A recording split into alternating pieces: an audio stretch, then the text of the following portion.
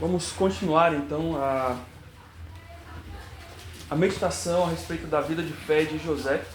Hebreus, capítulo 11, né, que é o texto base, mas vamos observar aqui Gênesis, capítulo 37, versículos 12 a 14. Nós trabalhamos já os versículos de 1 a 11 na semana passada e hoje vamos trabalhar esses versículos, o final do capítulo, do versículo 12 até o final do capítulo.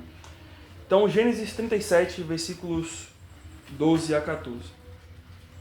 E como foram os irmãos apacentar o rebanho do pai em Siquém, perguntou Israel a José, que é Jacó, né? Israel.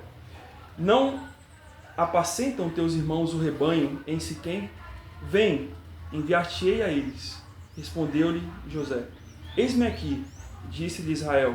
Vai agora e vê se vão bem os teus irmãos, o rebanho, e traze-me notícias. Assim o enviou do vale de Hebrom, e ele foi a Siquém. Vamos orar ao Senhor. Senhor Deus, que a tua palavra agora, Senhor, neste momento, trabalhe no nosso coração, que eu possa usá-la, Deus, através dessa história de José, dessa parte, desse trecho aqui, que possamos aprender, Senhor, lições importantes para a nossa vida, que possamos nos aproximar do Senhor, que possamos, Deus, ter mais confiança, assim como José teve, até mesmo em um momento complicado e turbulento como esse que nós vamos estudar hoje. Que o Senhor esteja, Deus, nos orientando, nos guiando nesse sentido e nos ajuda, Senhor, para que possamos viver uma vida de fé que te agrada. A fé, primeiramente em Cristo, no Salvador, que nos tira das trevas, que nos leva para a luz, que nos mostra, Deus, a escuridão dos nossos pecados e nos traz para perto de Ti, um Deus que nos perdoa, que nos chama para uma nova vida. Então nos ajuda nesse sentido e que possamos, Senhor, ouvir atentamente a Tua voz, sem distrações, sem qualquer outro tipo de interrupções, Senhor. Em nome de Cristo oramos a Ti. Amém. Então nós estamos estudando a história de José, certo? Sei que os irmãos já estavam trabalhando nessa história aí, pelo menos o Mateus e o Igor. Mas na semana passada, o que nós vimos? A gente viu ali o contexto da vida de José, como era o relacionamento de José com os seus pais, com os seus irmãos, e não era um relacionamento muito legal, né? Então vocês sabem que José ele tinha ali alguns pontos aí de diferenças com os seus irmãos que vai ser refletido aqui exatamente no restante do capítulo 37. Primeiro, José ele era um rapaz justo, ele era um jovem, 17 anos, e ele era um rapaz muito justo, enquanto seus irmãos não eram. Então José ele não entrava em conluio ou ele não se reunia com seus irmãos para fazer todo tipo de maldade que eles faziam, certo? E isso trouxe um destaque grande na vida de José dentro da sua família, ao ponto que o seu pai fez o quê? Seu pai trouxe para si como seu favorito, né? O amou mais do que os seus outros irmãos e utilizava até o próprio José como alguém que vigiasse os seus irmãos, apesar de que José era o 11º filho de Jacó. Então era um dos filhos mais novos. O contrário, geralmente a ideia que a gente tem é que o mais velho seja o mais cabeça, né? Mas nessa história é o contrário, era o mais novo que era o mais cabeça do que o mais velho. Então a gente percebe essa situação já se desenrolando e por conta disso, por conta desse favoritismo, os irmãos de José passaram a odiar a José. Odiar tremendamente a ele. Ao ponto que eles já não conseguiam viver em paz na própria casa. E além disso, para completar, José, pela providência divina, tem sonhos. E esses sonhos dizem respeito a algo que vai acontecer no futuro, a gente sabe, né? Mas lá na frente, do qual ele é visto como o centro, né, das atenções. E podemos dizer assim, e ele então se torna alguém que é de destaque nesses sonhos, e ele conta esses sonhos para a sua família. O primeiro é a dos feixes de grãos de trigo, e esses feixes todos se inclinam perante o feixe maior, que era o de José, que estava em pé. E o outro sonho a gente tem ali que era o sonho das estrelas e da lua e do sol. E tanto as 11 estrelas, que eram os 11 irmãos de José, assim como o sol e a lua, eles se inclinavam perante o José. Então, além disso, né, esse sonho agrava a situação toda. Que aí eles vão pensar, olha, esse jovenzinho vai reinar sobre nós, né?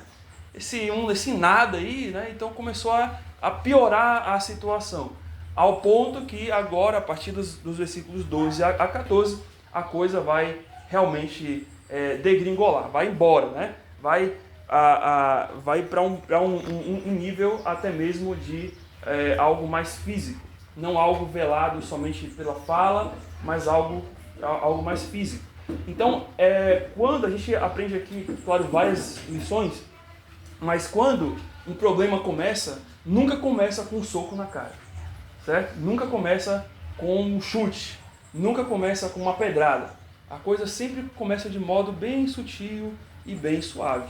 E muitas vezes a gente não identifica o problema com antecedência e a coisa vai se agravando. Eu disse situações aqui, falei alguns atos, mas pode ser outros, né? Como até mesmo a gente estava falando ontem com relação ao casamento, né? As brigas no lar nunca começam por coisas grandes, né? Mas elas são junções de pequenas situações, pequenos tipos de problema, que a coisa começa a estourar quando é guardada e por aí vai. E ocorre isso na história de José. Seus irmãos já estão saturados com essa coisa toda e agora eles estão esperando uma oportunidade para de fato isso acontecer. Então essa é a oportunidade, Gênesis 12 a 14, quando Jacó manda a José ver como é que estavam seus irmãos no campo, juntamente com seus rebanhos, certo? E a ideia aqui é que Jacó coloca José como uma espécie de um fiscal, como alguém que está observando, né, porque ele tinha confiança com José do que os seus irmãos. Então José vai observar e ver e passar as notícias para o seu pai. Então José ele é levado a ver os seus irmãos no campo, como eles estavam cuidando do seu rebanho. E ele é direcionado para Siquém. Ele sai do vale de Hebron, ou de Hebron, e vai para Siquém. E não era uma distância muito, vamos dizer assim, perto, né? Era cerca de 80 quilômetros. Então, ele sai, não sabemos se a camelo, né, se a cavalo, ou algum tipo de meio de transporte daquela época, mas ele é destinado aí, ou não sabemos também se com alguns dos servos, é bem possível que não, pela história, mas ele vai até os seus irmãos que estão a Siquém, que ficava 80 quilômetros ao norte de Hebron. Só que quando José chega lá, os versículos 15 a 17, Gênesis 37, a gente nota aqui uma situação bem interessante, que é dito o seguinte, né? A partir do versículo 15, nós lemos assim: E o homem encontrou a José, que andava errante pelo campo, e lhe perguntou: O que procuras? Respondeu: Procuro meus irmãos. Diz-me, onde apacentam eles o rebanho? Então é certo que José chegou até Siquém e ele não encontrou seus irmãos. E ele achou estranho, porque, ao que tudo indica, o pai manda ele até Siquém. Então, possivelmente há um acordo, ou havia um acordo de que naquele dia, ou naqueles dias, os rebanhos seriam apacentados em Siquém.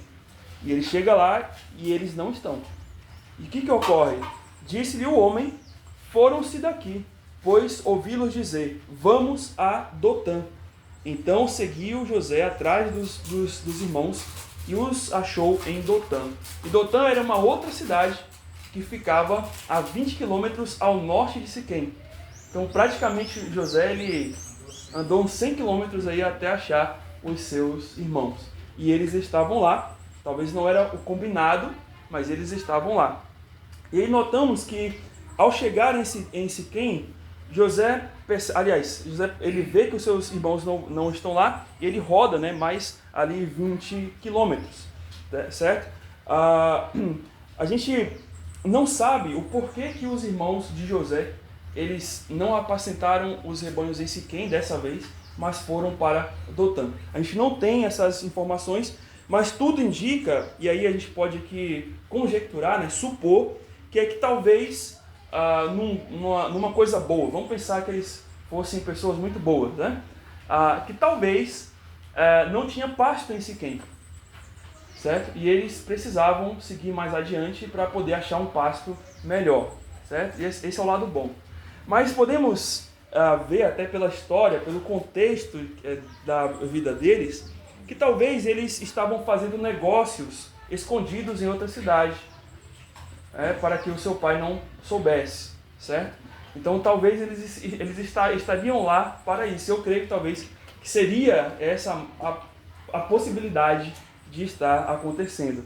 Só que MacArthur, ele nos dá uma visão bem interessante a respeito do porquê que os irmãos de José talvez estariam naquela cidade em Dotã e não em Siquém. Ele diz que o envio de José a Siquém levou providencialmente a Dotã, lugar mais conveniente para encontrar os mercadores que usavam a via comercial quando iam ao Egito. A gente vai entender agora na história, mais para frente, o que ocorre com José. Mas ele precisava estar em Dotã, porque Dotã era onde passava uma estrada que levava até o Egito. E a gente vai entender que, pela providência de Deus, Deus coloca esse homem no meio do caminho, que ninguém sabe quem é, não tem um nome aqui, podia até ser um anjo, né? E é destinado que José vá para Dotã e lá ele encontra os seus irmãos. Ou seja, no plano soberano de Deus, era exatamente para José estar em Dotã, independentemente daquilo que os seus irmãos iriam fazer. Então a gente tem que sempre trabalhar nesse sentido, de que existem as ações humanas, mas acima das ações humanas existe o poder e o plano e a soberania de Deus, certo? Então a gente pensa assim que às vezes as coisas só ocorrem nesse plano aqui horizontal, como se tudo fosse só relações entre pessoas, mas não. Deus interfere nisso tudo. Você lê a Bíblia, você começa a perceber que exatamente isso ocorre. E ocorre aqui na história de José. Então, ao verem José se aproximando deles ali, que estavam em Dotã, a gente nota a reação que aqueles irmãos tiveram, certo? Quando a gente olha os versículos 18 e 19 de Gênesis 37. Então, observe aí. Então, Gênesis 37, 18 e 19. De longe o viram, ou seja, viram a José, e antes que chegassem, conspiraram contra ele para o... Olha que irmãos, né? Que maravilha, que bênção de irmãos, né? Para dizer o contrário. E diziam um ao outro, vem lá o tal sonhador. Ou seja, eles avistam José e você percebe que todos, eles já sentem aquele ódio a um ponto de conspirarem para matar a José. Ao ponto de zombarem dele de alguma forma, chamando-o de sonhador, né? E por aí vai. Então, o ódio e a inveja que eles tinham de José levaram esses irmãos a conspirarem a sua morte. E isso é terrível, porque quando você passa a pensar em algo tão maléfico como isso, é porque o ódio já tomou conta do seu coração, a inveja, a ira já ultrapassou todos os limites. Uma coisa é você ficar irado com alguém, mas depois passa. Outra coisa é você ir acumulando e alimentando aquela ira, e quando isso se acumula, leva a esse ponto de você maquinar o mal. E eles fazem exatamente isso daqui. A gente pode imaginar que, ao serem encontrados, os irmãos de José, eles pudessem ser descobertos de algo errado. E José poderia fazer o quê? Contar para o seu pai. Certo? Então, note a situação tensa que existe. Então, eles precisam, de alguma maneira, já que eles têm esse ódio, e talvez essa situação errada que eles já estão ali em Dotã fazendo, eles precisam resolver isso daí. E em sua crueldade, eles planejam como seria a morte de José. Pior do que você pensar, né? Até você pode imaginar aquela pessoa podia morrer, né? Mas até aí, né? Vamos relevar um pouco. Mas a pessoa começar a pensar como essa pessoa pode morrer, aí já uma coisa já vai escalonando para uma coisa pior. E no versículo 20 a gente percebe que eles planejam como seria a morte de José. É dito: vinde, pois, agora, matemo-lo e lancemo-lo numa dessas cisternas. E diremos: um animal selvagem o comeu, e vejamos em que lhe darão sonhos. E aqui nós percebemos duas coisas interessantes. Quais são os dois pecados aqui que a gente percebe no coração desses irmãos, além do ódio e da inveja que havia? Primeiro, a mentira, certo? E segundo, o assassinato. Então uma coisa puxa a outra, né? Nenhum mentiroso, é raro a gente vê isso daí, mas, aliás, nenhum matador vai dizer: olha, eu matei e está ali. Quando é pego, talvez, com muita pressão, a pessoa revela. Mas o normal é que alguém mata e fuja, e se é perguntado se matou, não fui eu, foi outra coisa. Então a ideia aqui é exatamente de pessoas que são assassinas. Pessoas que pensam como assassinos, né? A ideia é de alguém que vai e planeja um assassinato e planeja como se sair, como fugir, como se safar desse problema. Então a gente olha o nível da coisa, como está escalonando. E esse versículo nos leva a refletir como era o caráter dos filhos de Jacó. Se com os irmãos de sangue, com o irmão de sangue, eles fariam isso, quanto mais com qualquer outra pessoa que eles encontrassem por aí. A gente não sabe se talvez eles mataram alguém. Mas é dito lá em Gênesis 37, versículo 3, se eu não me engano, que eles não faziam coisas boas. Que José sempre trazia dos seus irmãos o quê? Más notícias. Então a situação era complexa, né? E na verdade eles vão matar, né? A gente não sabe se houve alguma morte, mas depois é dito que eles vão ter um problema ali com os moradores de Siquém, é um pouco antes ali daquela história, e a gente percebe que eles matam, né? Eles assassinam ali, eles planejam. Então a índole deles já é essa índole meio que assassina, meio que sanguinária, e sempre de enganar. E a mentira é algo muito sério. A mentira ela é uma porta para outros tipos de pecados, certo? Nunca ache que a mentira é algo isolado. Já ouviu aquele ditado? Quem mata... Não, aliás, quem mente, rouba, né? E quem rouba, mata, né? Então, é uma sequência. Nada acontece sem ter um tipo de escalonamento no problema, ok? Então, note que nos versículos 21 e 22, o Rúben, que era o primogênito, o irmão mais velho, certo? Ele tem aí um lapso, entre aspas, de sanidade, certo? E ele percebe que isso não seria um bom plano, matar José, jogar na cisterna e depois dizer que foi um animal que o matou. Mas ele tem uma outra ideia, né? Menos agressiva, se é que pode se dizer. Versículos 21 e 22, ele diz assim: mas Rúben, ouvindo isto, livrou-o das mãos deles e disse: não lhe tiraremos a vida. Também lhe disse Rúben: não derrameis sangue, lançai-o nesta cisterna, que está no deserto, e não ponhais mão sobre ele. E isto disse para o livrar deles, a fim de o restituir, ou de o entregar, né, de novo ao seu pai. Então Rúben, note que aqui parece que Rúben, se você olha, você pensa assim, não, parece que Rúben está preocupado, certo? Mas Rúben é um dos que está com ódio também. Mas ele olha para a situação, ele vê que isso é perigoso. Por quê? Porque se é descoberto isso, é ele que assume a culpa, porque ele era o cabeça, ele era o primogênito.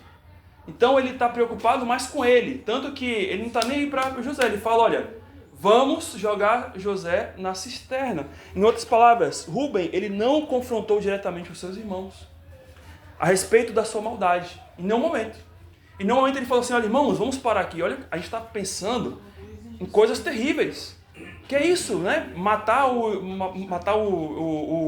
irmão, jogar na cisterna, isso é loucura. Não vamos fazer isso. Mas qual foi a ideia dele? Falou, olha, vamos jogar na cisterna. Certo? E aí há algo interessante que a gente pode pensar sobre isso, né? Que isso pode ter ocorrido porque talvez Rúben temesse que os seus irmãos pudessem matá-lo. E aí, numa tentativa de proteger a José e proteger a sua própria cabeça, ele vai na onda, mas ele fala assim, olha, vamos, mas não vamos fazer muita coisa não.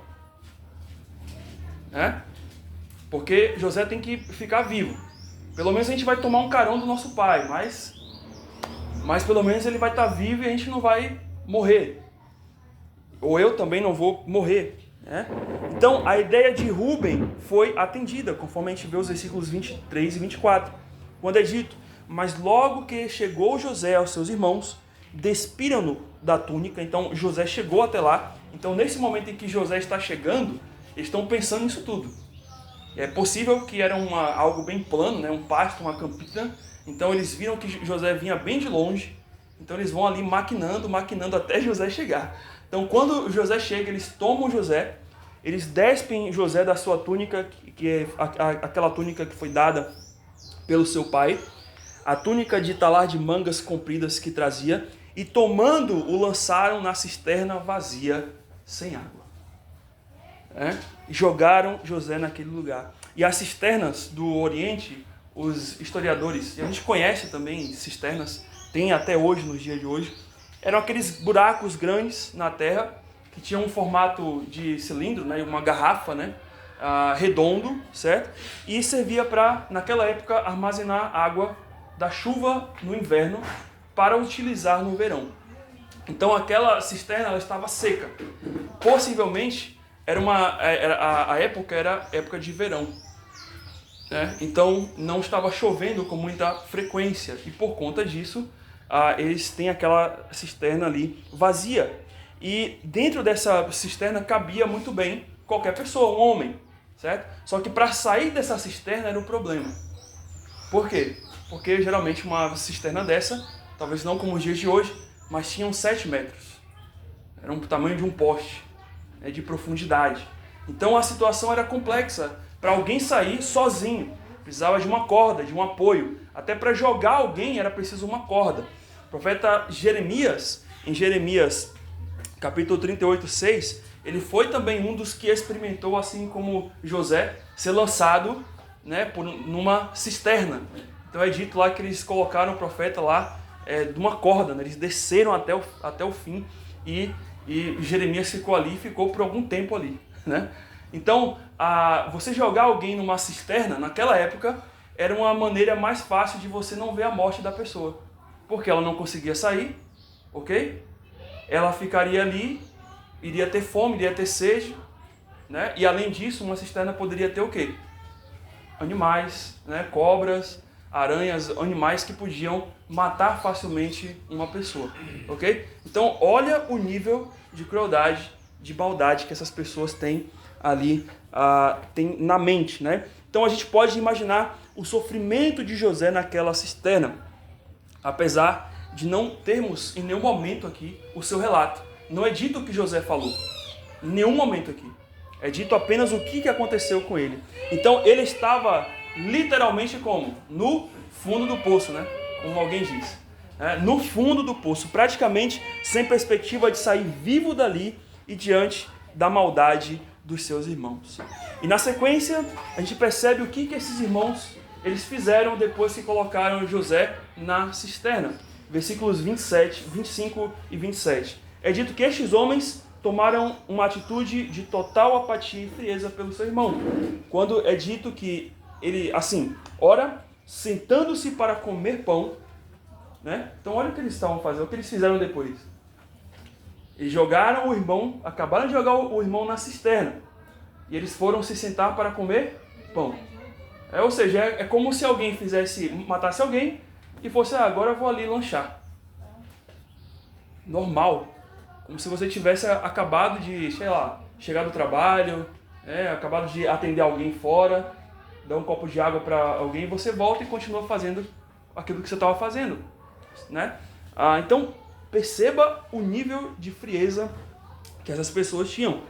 E aí é dito que eles olharam e viram uma caravana de ismaelitas, que vinham de Gileade. Seus camelos traziam aromatas, bálsamos e mirra, que levavam para o Egito.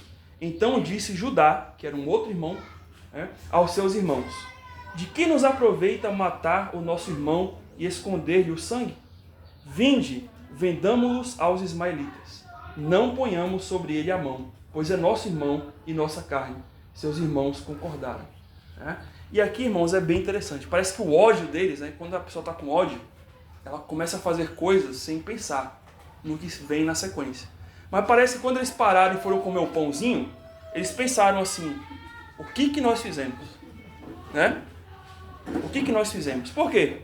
Porque após jogarem José na cisterna, eles ainda estavam cogitando a morte de José. Mas a questão é, e se José saísse daquela cisterna? O que José iria fazer? Iria contar para o seu pai, nitidamente. Ele iria dizer, olha, os meus irmãos acabaram de me jogar na cisterna. Então eles precisaram de outra ideia. Olha, matar não dá. Por quê? Porque se a gente matar José, o que pode acontecer? A minha consciência vai ficar pesada. Não pelo meu pecado, mas pela minha responsabilidade de que vou chegar em casa e o meu irmão vai estar morto. E eu tenho que explicar alguma coisa, certo? Então eles decidem exatamente o quê? Aproveitando que estava passando aquela caravana de ismaelitas para, de fato, vender o seu irmão. E assim, vendendo a José, eles podiam contar qualquer mentira.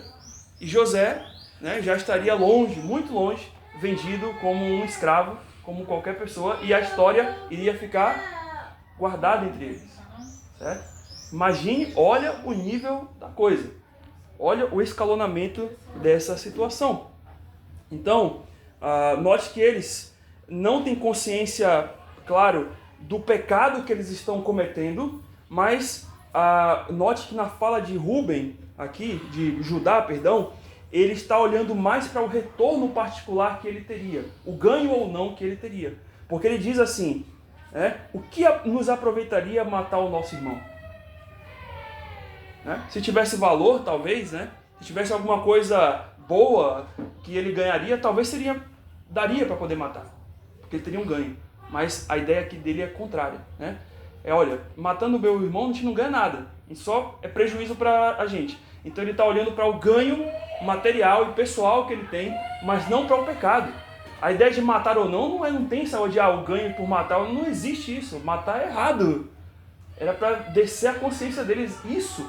Mas, de modo nenhum, eles manifestaram esse peso em sua consciência por meio do pecado. Olha a situação terrível, certo? E no versículo 28, então, eles vendem o seu irmão para os mercadores. E passando os mercadores midianitas, os irmãos de José o alçaram e tiraram da cisterna e o venderam por 20 ciclos de prata aos ismaelitas. Estes levaram José para o Egito. E aqui é dito, só para a gente entender aqui, é dito midianitas e ismaelitas, né? Então, a tribo era midianita, mas os ismaelitas eram como se fosse um nome genérico para descrever aquelas pessoas que viviam como nômades, né? Como beduínos, né? Pessoas que viviam sem terra, viviam como mercadores. Então, os mercadores naquela época não tinham uma vendinha do seu Zé, certo? O que aconteceu? Os mercadores eles passavam de cidade em cidade, iam vendendo e trocando as mercadorias. Então eles não viviam uma vida em um local só. Eles andavam, eles ficavam andando, né, como se fossem os mascates, né? Lá no Nordeste tinha muito, né? Não sei se hoje tem, mas quando eu saí de lá tinha alguns que passavam. Mas naquela época então era assim. Então eles eram chamados de ismaelitas, era um nome para descrever pessoas que andavam como nômades.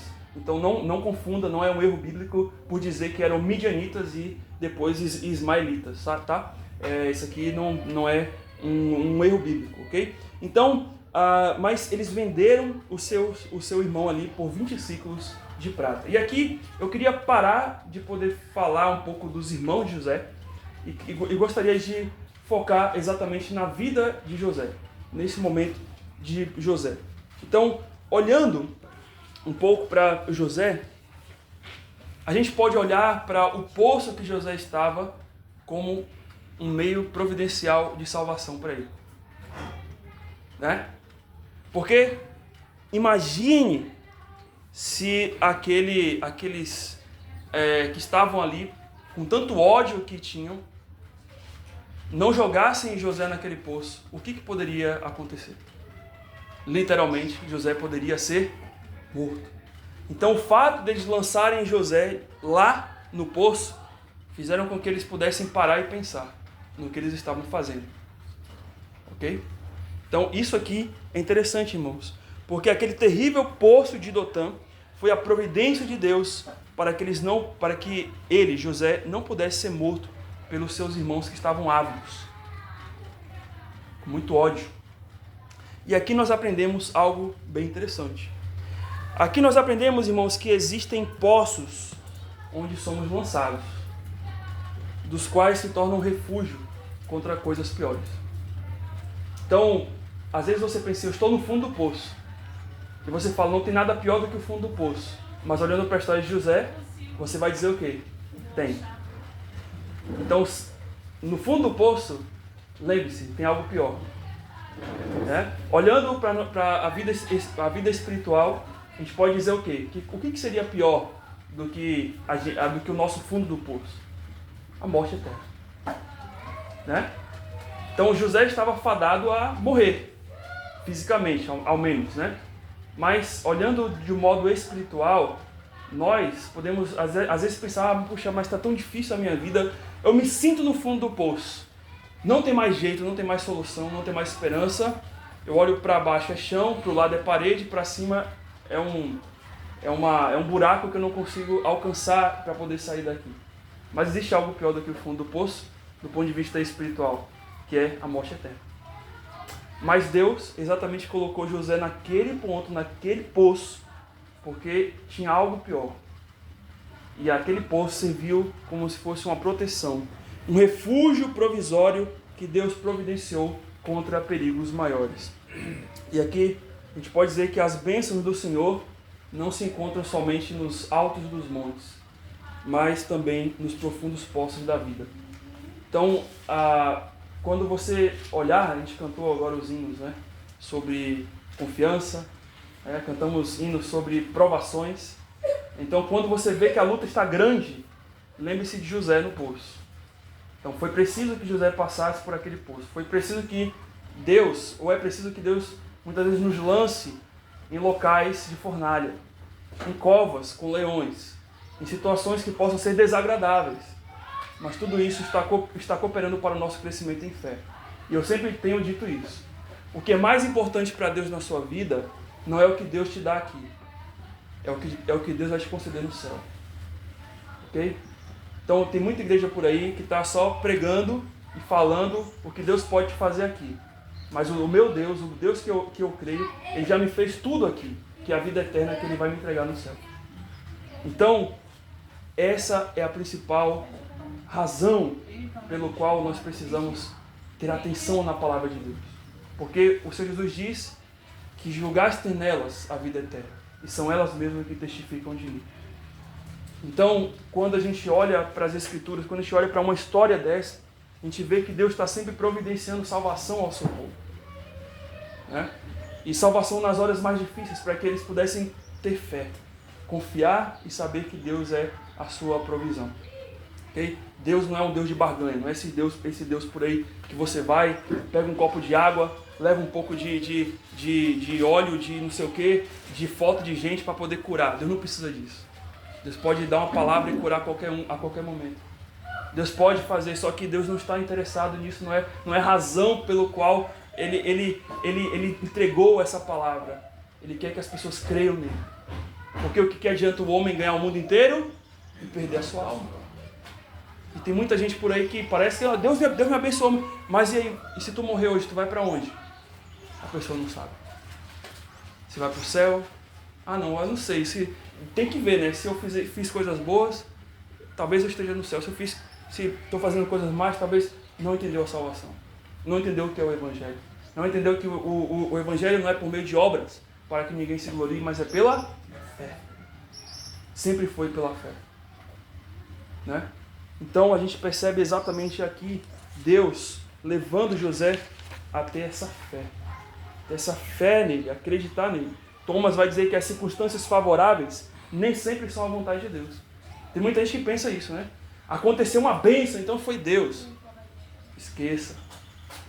Bota um pé atrás. Talvez não foi. Talvez foi Satanás. Talvez é o seu coração que está enganado. Não. Por achar que foi Deus. Aí, então nem sempre. Então aconteceu algo ruim, então foi Satanás. Não, pode ter sido você. Pode ter sido o seu pecado. Você foi o Satanás da sua vida. Lá pra dentro. Porque você tomou uma decisão errada por conta do seu pecado, da carne no seu coração, dos desejos pecaminosos. E hoje você está padecendo a consequência da sua escolha. Então nem sempre é essa coisa aí de que foi Deus ou foi o diabo, né? E você sempre é o isento, né? O diabo está me puxando, né? Aquela ilustraçãozinha, né? Tá aqui o anjinho e o demônio aqui do lado, né? E fica te falando de um lado do outro. E você é aquele que fica ali, sendo no meio, né? Parecendo um siri. E não é isso. Deus te deu uma consciência para que você pudesse exatamente abandonar ou não o pecado. Você sabe o que é errado. Claro que Ele precisa te dar o Espírito Santo de Deus e te esclarecer para que você venha a Ele, mas ainda assim você é responsável por aquilo que você faz. Como aqueles irmãos de José. E nós notamos também nessa história de José que a semelhança, né, de Cristo, José também foi vendido por dinheiro, né? Como escravo. E isso é bem interessante, irmãos, porque eu fiz as contas aqui, 20 ciclos de prata dá exatamente 228 gramas de prata. E Cristo ele foi vendido por quanto? Por quanto? Alguém lembra? 30 moedas de... Então era a mesma equivalência, né, de tipo de metal. E 30 moedas de prata, que é diferente de 20 ciclos de prata, mas o cálculo dá 280 gramas. Então foi um valor semelhante, né? Nota que eu sempre tenho dito, José é um tipo de Cristo, né? Do que Cristo passaria. E ele foi vendido como um escravo. Na sequência, para terminar, nós vemos que Rúben, o mais velho, não estava presente no momento em que José ele foi vendido. Certo? Então olhem os versículos 29 a 33. Rúben ele lamenta porque ele volta e não encontra José na cisterna. E Rúben era o mais velho. E é dito, tendo Rúben, versículo 29, voltado à cisterna, eis que José não estava nela. E então rasgou as suas vestes e voltando os seus irmãos disse, não está lá o menino. E eu, para onde irei? Então tomaram a túnica de José, mataram um bode e a molharam no sangue. E enviaram a túnica talar de mangas compridas, fizeram-na levar ao seu pai e lhe disseram, achamos isto, vê se é ou não a túnica do teu filho. E ele a reconheceu e disse, é a túnica do meu filho, um animal selvagem o terá comido, certamente José foi despedaçado. Olha que situação, irmãos. Os irmãos de José, eles tentaram encobrir o seu pecado com outro. E geralmente é isso que a gente vai fazer. Quando a gente não se conserta diante de Deus, quando a gente não pede perdão a Deus, quando a gente não reconhece que pecamos e precisamos voltar para Deus. Nós sempre vamos encobrir algo errado que fizemos com o outro, para que ninguém saiba o que aconteceu. E note aqui, é bem interessante que Jacó, ele havia enganado seu pai, lá em Gênesis 27:16, com o quê? Com um animal, com um cordeiro, com um bode também, né? Com um tipo de caprino, com a pele, né? E aqui agora, em Gênesis 37, os seus filhos o estão enganando com o mesmo tipo de animal, né? Então, cria raízes, né?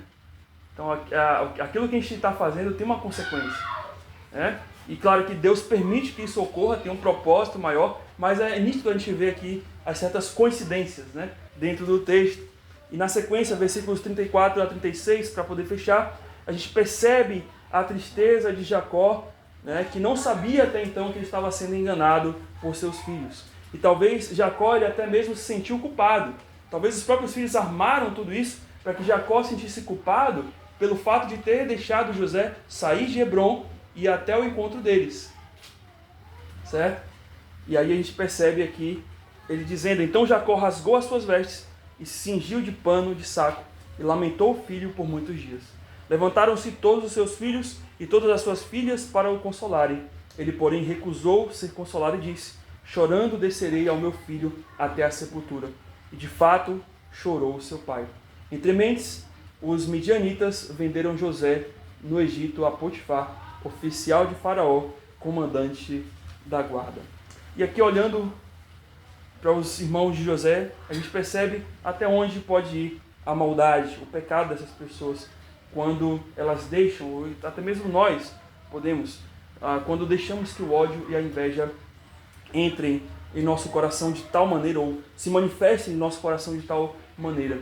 Mas também, se a gente olha mais uma vez para José, a gente pode perceber que, apesar de imaginarmos que o mal demonstre ser uma força ativa que pode determinar os capítulos da nossa vida, das jornadas seguintes, na verdade, o mal, como diz Lutero, é o quê? É um cachorro na coleira de Deus. Certo? Por quê? Porque exatamente Deus, ele está no controle até mesmo do mal. O agir do mal está limitado ao propósito de Deus. Os irmãos queriam matar José, mas só que Deus trabalhou de uma forma tão grande para que eles não pudessem fazer isso. E a gente aprende, irmãos, com isso, porque o mesmo Deus de lá é o mesmo Deus de hoje. Né? Então, não tema sair na rua. Né? A gente está numa cidade bem violenta, a gente sabe isso, que tem pontos aqui que a gente não pode entrar. Claro que a gente não vai dar mole também, mas tem determinadas coisas que você vai ter que fazer que você não tem que temer. Você só tem que confiar em Deus. Saber que Deus tem um propósito na sua vida e vai te cuidar e vai te orientar. Mas não só nessa área da segurança, mas em qualquer outra coisa da sua vida. É você confiar em Deus, que Deus está intervindo. É uma igreja caída, né? Aos pedaços, precisando ser construída. E agora, né? É esse mesmo Deus que intervém. Esse mesmo Deus que age de uma forma soberana nas ações das pessoas para que o seu propósito aconteça. Então, nenhum mal sobrevém à vida de um cristão se não há um propósito de Deus para isso. Nada ocorre em nossa vida se não há um propósito. Então, a gente precisa não só saber disso, mas colocar isso em prática em nossa vida. Chega um ponto que você vai ter que passar por várias provas para que você se acostume com o sofrimento. Mas esse sofrimento vai ser necessário para que você alcance uma fé forte em Deus. Assim como o ferro, ele fica mais resistente quando ele está no meio do fogo. Quando forja o ferro no meio do fogo, ele tem mais resistência do que quando um ferro que acabou de ser feito ali, né? Sem as químicas e as coisas que se colocam para ele poder ficar forte. Então a mesma coisa a fé daquele que acredita, que crê em Deus. O Constable, ele vai dizer que apesar do plano deles, no entanto Deus manteve José vivo e seguro no Egito. Ironicamente, quando eles vendem José, o que eles estão fazendo? Eles estão começando a jornada da qual levaria José a viver aquilo que ele sonhou, que Deus tinha colocado, né, na vida dele. Então, ao invés deles matarem os sonhos de José, que na verdade era o sonho de Deus, o que Deus iria fazer, eles estavam colaborando. Então, Deus, ele trabalha dessa maneira. Jeremias 29, 11, para terminar, nos diz assim: eu sei que pensamentos tenho a vosso respeito, diz o Senhor, pensamentos de paz e não de mal, para vos dar o fim que desejais. E sempre o fim que um filho de Deus, fiel a Deus, deseja, é o mesmo fim que Deus deseja. Então que possamos nos apegar a isso, saber que Deus está cuidando, Deus está trabalhando, Deus nunca faz nada sem um propósito, sem uma razão, e colocar isso e bater isso, né, como o versículo, né, todos os dias de nossa vida, a gente meditar nisso. Deus está cuidando, e com isso a gente consegue viver com mais facilidade, com mais fé, com mais confiança, sabendo, assim como na história de José, que Deus vai levar sempre a gente para um fim que é agradável, que é bom. Né? Vamos sair do nosso poço e vamos subir para as alturas espirituais logo em breve. Amém? Vamos orar ao Senhor. Senhor Deus, agradecemos pela Tua palavra, pelo Teu poder, Deus, que é precioso e maravilhoso através dela. Ela nos ensina, Deus, tantas coisas maravilhosas, tantas verdades. E ela nos leva, Deus, a essa compreensão a respeito, Deus, de uma vida de fé. Porque o Senhor busca verdadeiros adoradores, que o adorem em espírito e em verdade, como o Senhor falou para a mulher samaritana que estava na boca daquele poço, tirando água. E o propósito, Deus, de o Senhor formar em nós pessoas que te adorem em espírito e em verdade, está exatamente alinhado à fé. Ao que o Senhor está forjando essa fé em nós, forjando maturidade de fé em nós, para que não sejamos meninos, mas que sejamos homens, para que não sejamos meninas, mas que sejamos mulheres, homens e mulheres que temem, que servem ao Senhor, apesar do que estejam passando.